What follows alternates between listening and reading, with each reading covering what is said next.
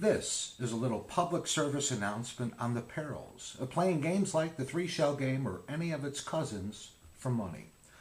So let's begin. It's a little game of hanky-poo. There's 2 for me, and there's 1 for you. Just follow the P while I move things a little. I won't move them far. See, it's still in the middle. Now this really is a simple game, but it could drive a man insane.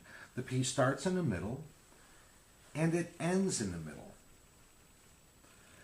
The game's not that easy, some contend, once the P jumps from the middle to the far end.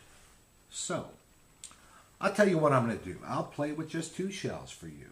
Now, if I don't move them at all, could you double your wealth or would you wind up broke and despondent? Decide for yourself. I'll tell you what, if you give it one more crack, I'll leave one arm behind my back. And I'll move real slow. Concentrate now. Just follow the P and don't get distracted listening to me. There you are. Now, if you're just guessing, you could lose over here. If you think seeing is believing, you're going to lose right there. Only 1 in a million will stay on track and bet the P is in the hand behind my back. That's the 3-shell game and 5 pretty darn good reasons why you don't want to play me for money. But if you see the game on the street, you have a whole different set of problems. You have to be aware of these things. They are going to start out with the P under the center shell, but then they're going to go into a series of rapid hand manipulations like this. That one there is called the counterclockwise maneuver. Causes the P to jump from this shell over to this shell.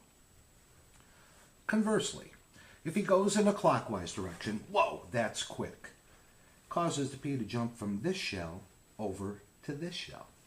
Now, street guys have made an absolute fortune on this one. Here's what happens. They start out in the center. They do this little clicky thing, okay? Everybody always bets on one of these 2 because, well, they were the only 2 that moved, plus he did the little clicky thing. Here's what happens. The P comes out from underneath this shell. Notice the angle of that shell. It ricochets off of the outside of that shell, then it travels faster than the human eye could follow all the way over there. All right, let's recap. The P could be under the center shell. You could even guess it's under the center shell, but it doesn't mean you're going to win because before you turn it over, I could make it jump over here. And if you were to guess it's over here, I'll make it jump over there. So your problem in a nutshell with the 3 shells, it's just never going to be under the one that you pick. And that's why you don't want to play the game for money. This concludes my public service announcement and part of my debt to society. Thank you very much. I hope you have a great day.